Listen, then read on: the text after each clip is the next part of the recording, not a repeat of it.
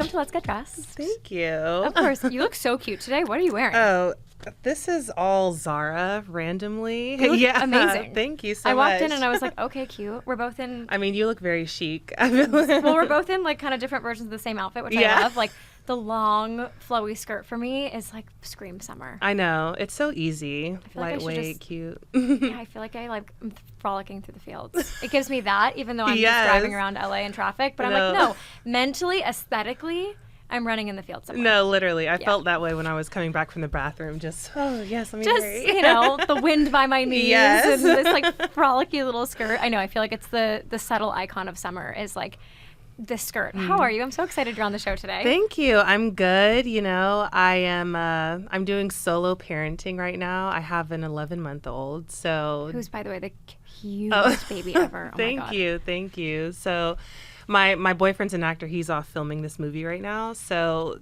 solo parenting is a lot, but it's fun.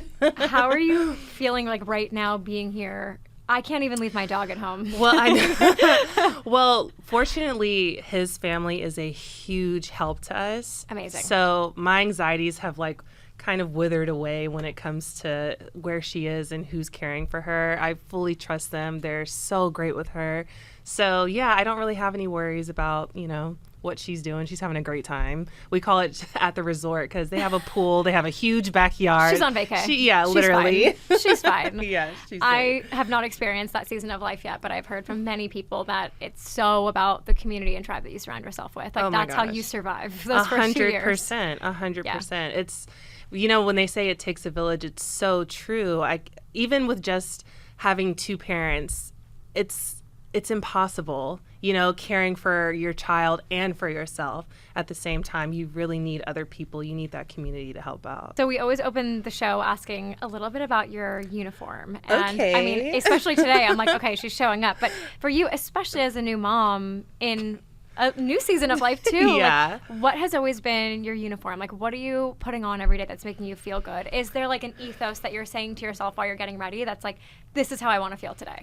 You know what? Nowadays, if I can look halfway decent, it's a win. I was just thinking this yesterday.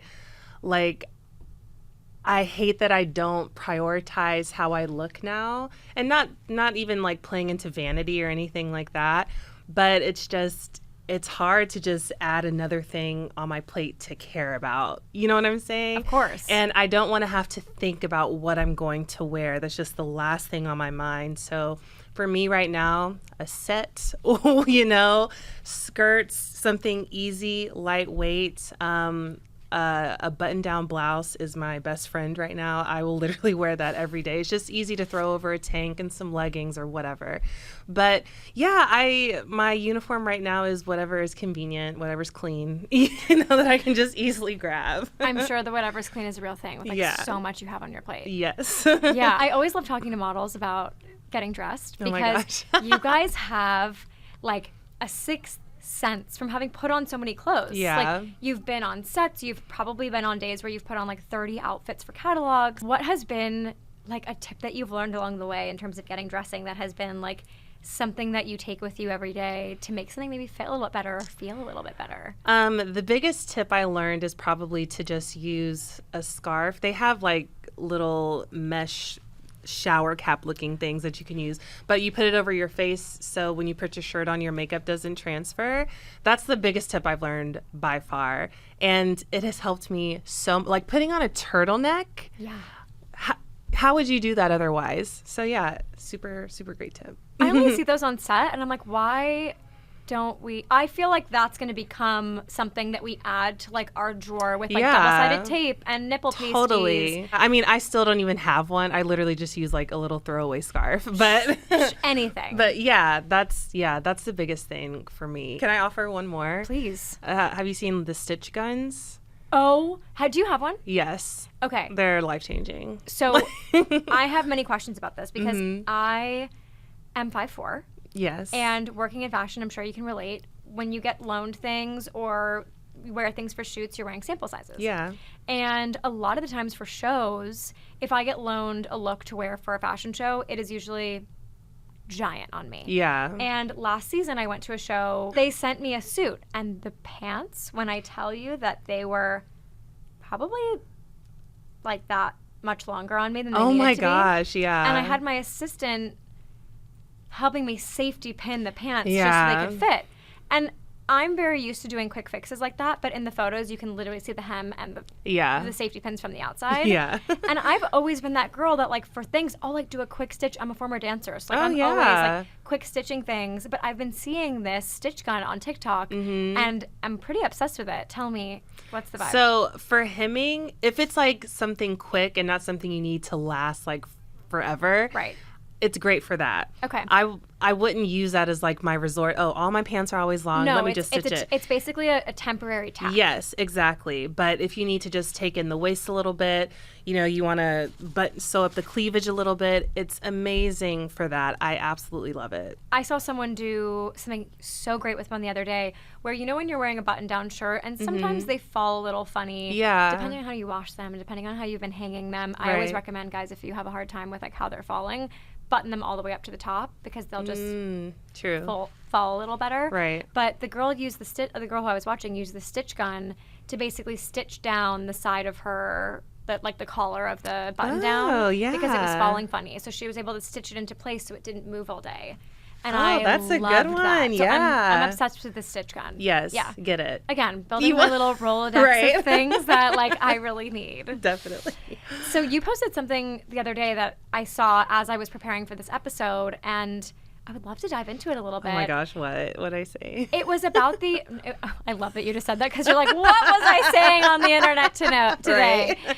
But I would love to hear from your end, especially having been a plus size model for so long, being so in that world.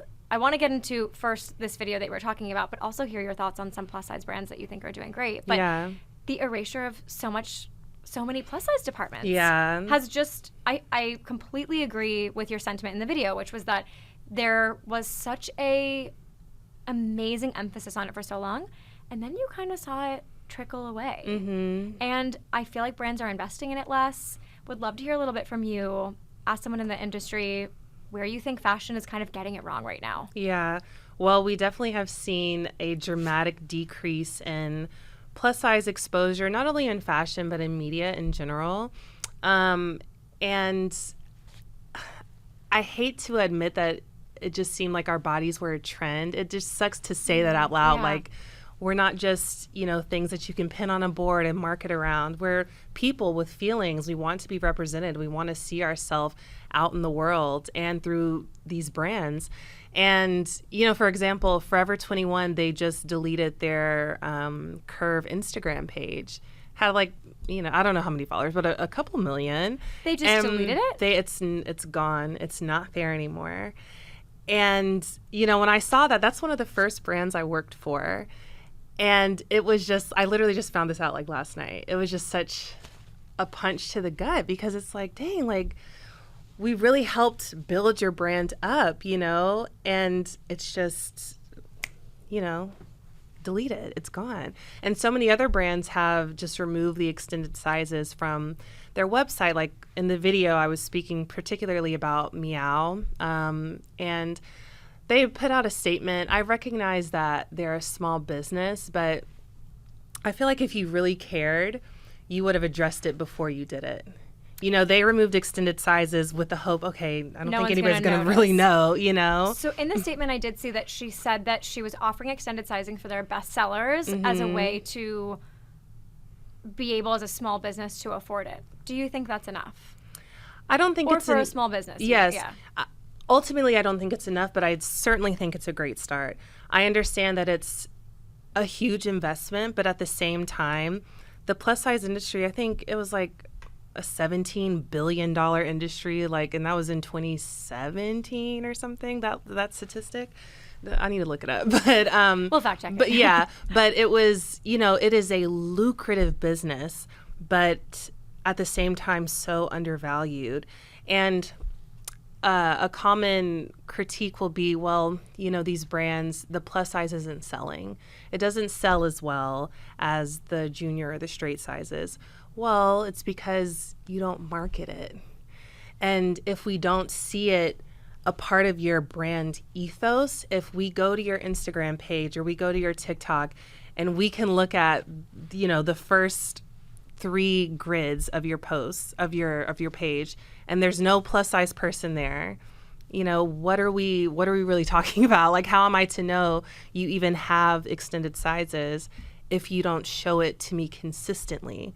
And so that's another huge problem. It's just the marketing of it all. I think it's important to have conversations outside of our communities about it, because allyship is really important, not only in social issues, but issues like this as well. So I know, coming on your podcast, speaking about it, this is all I know how to do. Something that I find interesting is I think one of the most highly regarded, well-received fashion moments of this year was the Jean Paul Gaultier show. Yes.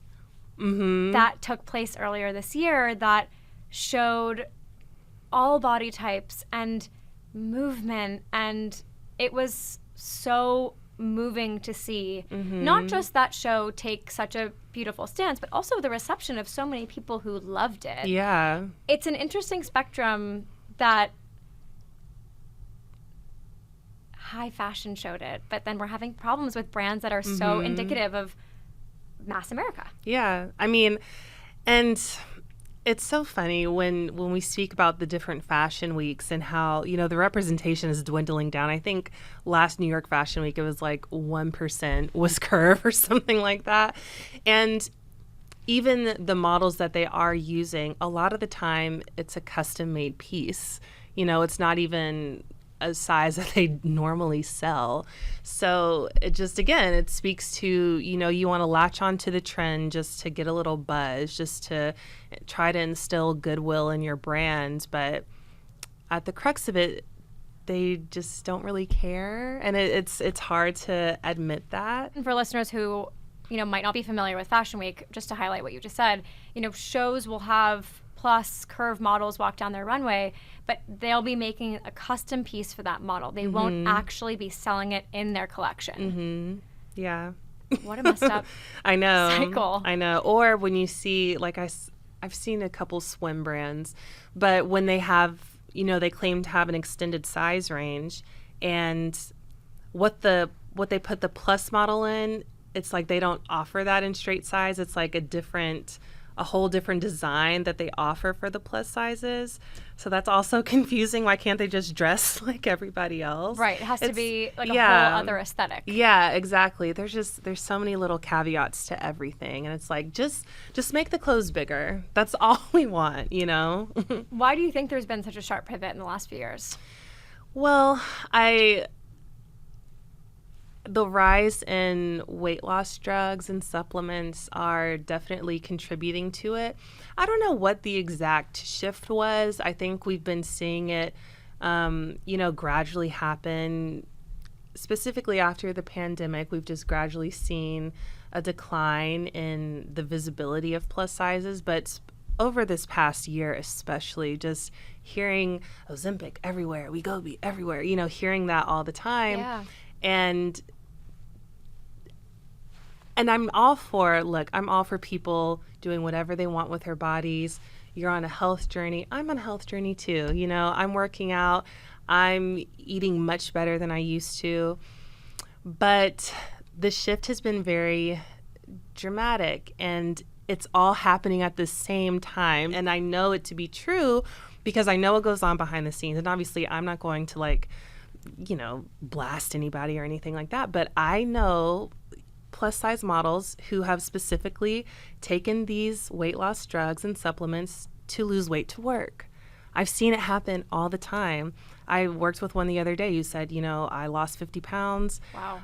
And her agents kind of encouraged it because she would work more because there's just no work for the plus size model now. And it is insane. Agencies that once were specifically representing curve and plus size models, they represent everybody now, and there's hardly anybody over a size 14 on their board anymore.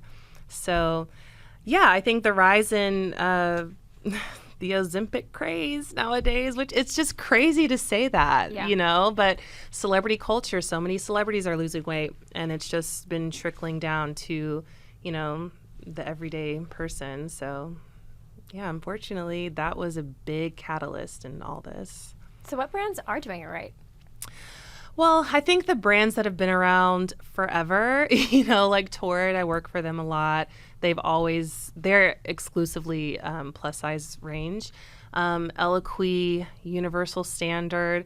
For brands that have both junior and plus sizes, Anthropologie crushes it. They've been doing a good job. Yeah. I think if a brand carries up to a 4X, it's certainly a good start, you know.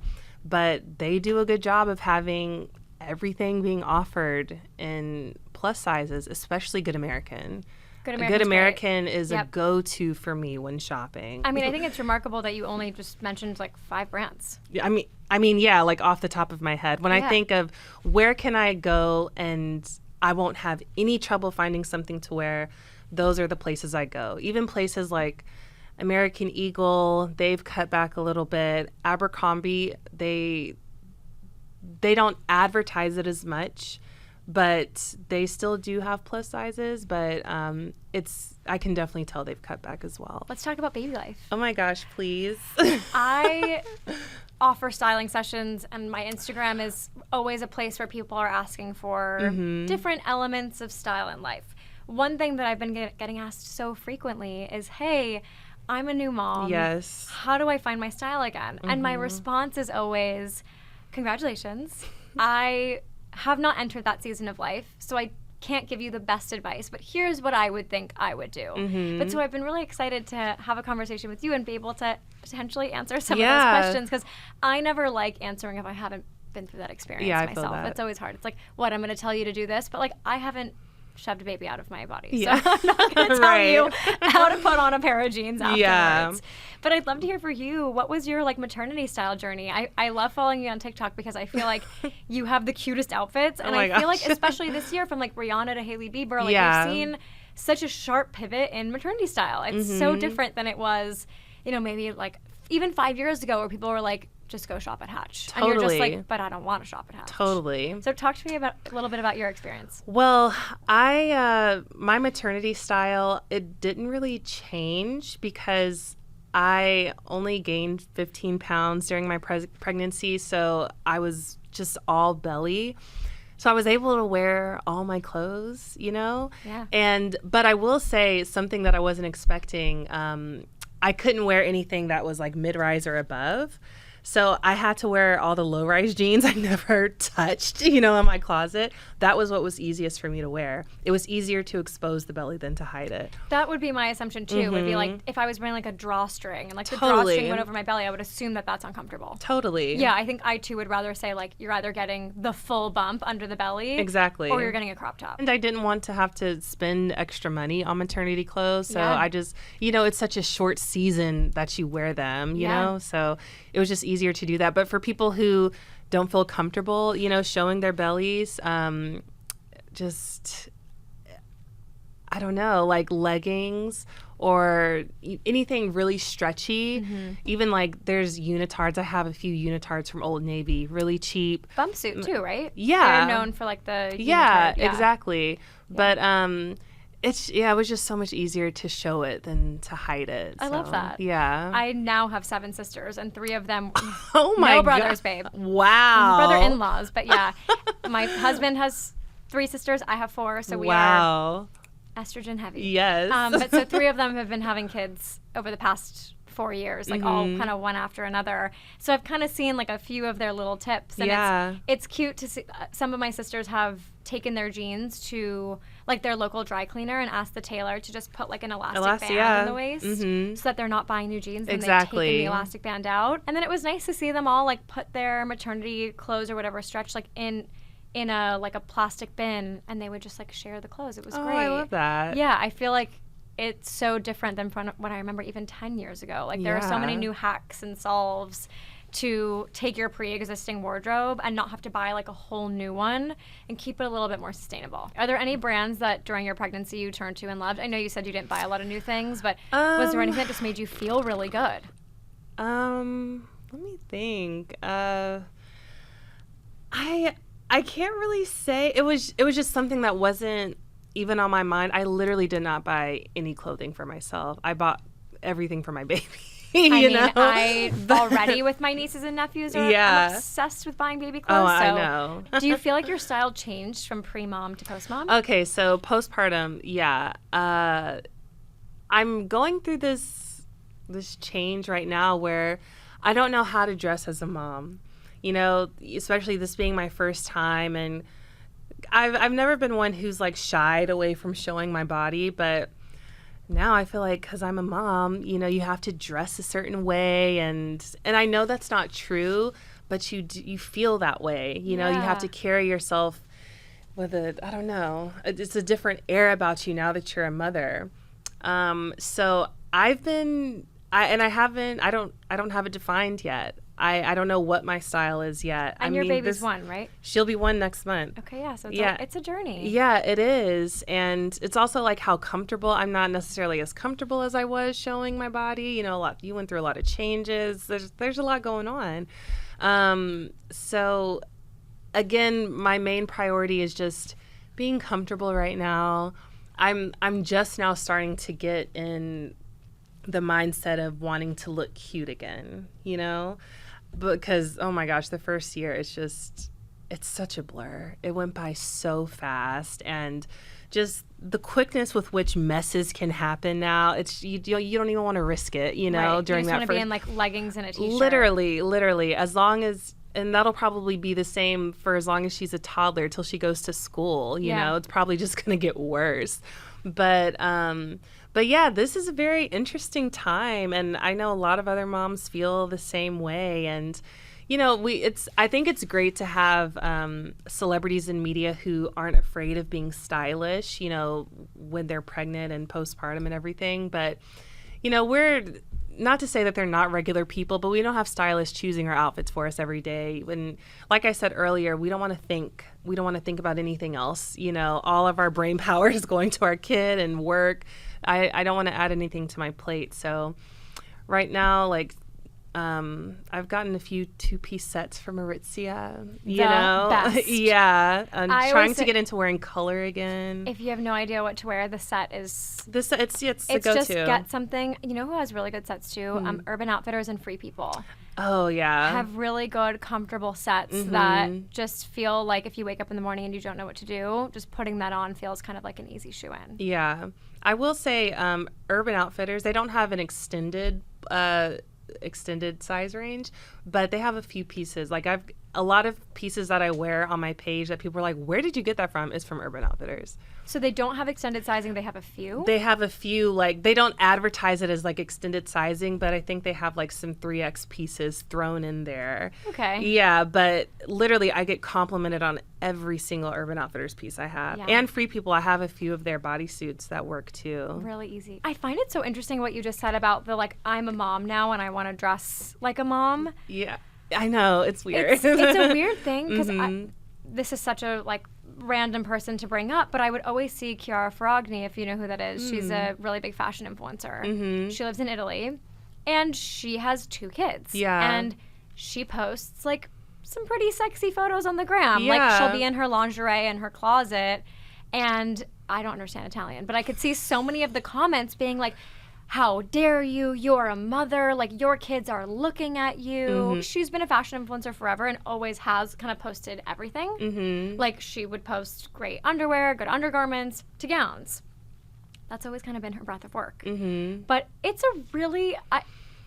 I find it a very interesting sentiment put on women in terms of fashion and dressing after that they have birth, that they can't still... ooze even a percentage of sex. I know. How do we combat that? I have no idea. I mean, just seeing it more and not being afraid to discuss it, definitely. But I agree that it shouldn't be so taboo.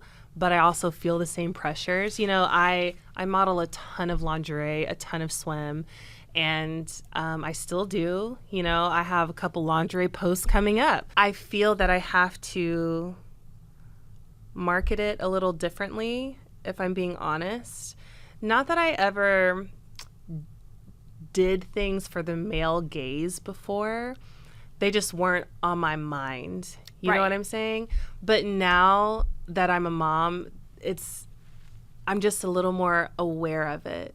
And I don't want to cater to that audience, you know? It's a slippery slope. I will say the way that I show up online, it's still authentic to me, but it's more of my personality, you know, as opposed to just photos. I speak a lot more on my platforms now. I want people to not just come to my page just to look at me and get a reaction from a photo I posted, you know? I want them to know that, you know, I'm a person, I talk, I have opinions, I share my political views, you know?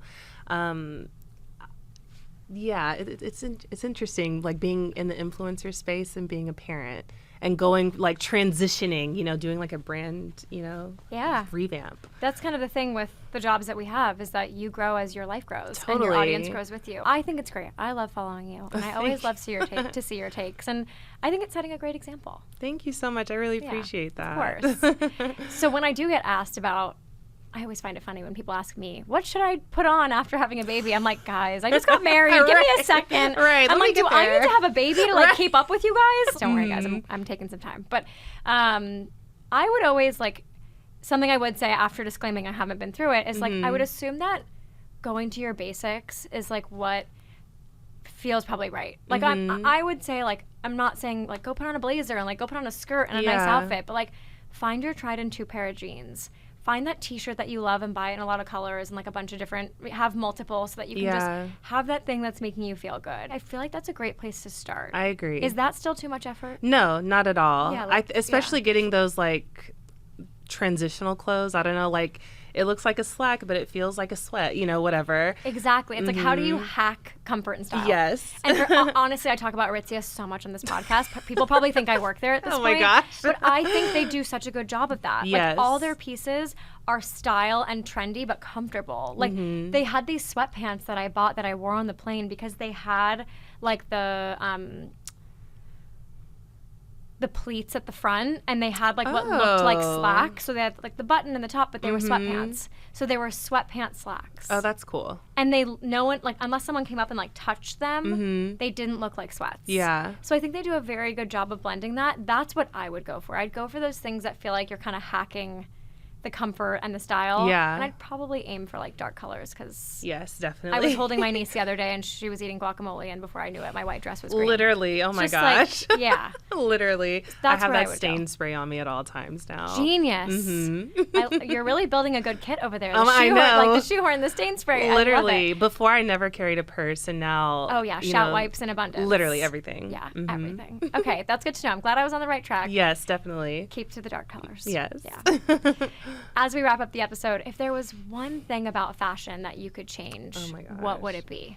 I mean, it would be just visibility again, inclusivity. My dream would be able to go to Zara or go to Aritzia and just be able to pick up anything and it fit. You know, I think that's all we want, to have a normal shopping experience. And, you know, it just seems so trivial to talk about, especially like with the current climate and everything. But it is true. We have never had a normal shopping experience. We can't just go into any store and something fits. So that would be my dream, you know, just be able to shop like you or anybody else.